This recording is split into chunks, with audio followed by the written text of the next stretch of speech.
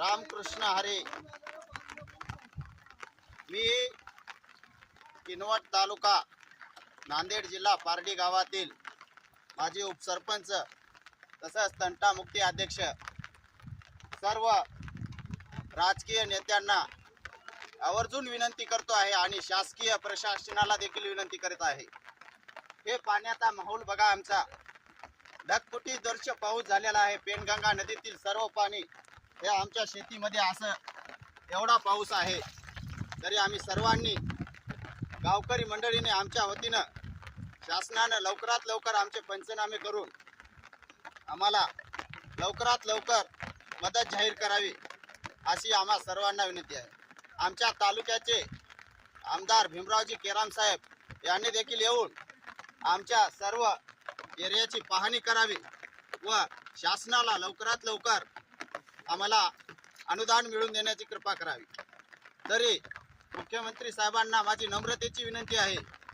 आपल्या लाडक्या नेतृत्वात आपला हे जे पट्टा आहे आमचे यंदा पेंदा कोपरा पारडी छोटी बोदडी मोठी बोदडी तसेच पलीकडला विदर्भाचा काही भाग गाडी बोरी थेरडी, तरी आपणांना सर्व शेतकरी बांधवांच्या वतीनं मी आपणाला कळकळीची विनंती करीत आहे. राजकीय पुढाऱ्यांना देखील तसंच तहसीलदार मॅडमना देखील तसेच तहसीलच्या सर्व कर्मचाऱ्यांना कलेक्टर ऑफिसला देखील निवेदन आमच्या परीनं झालं तसं देऊ, पण तुम्ही येऊन तात्काळ आमचे पंचनामे करावे. तात्काळ पंचनाम्यासाठी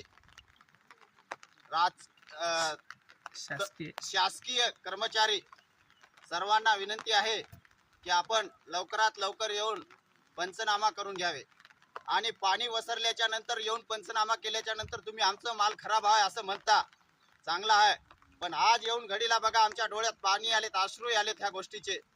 आज आम्हाला किती व्यथा आहेत ते आम्हाला आज माहीत आहेत.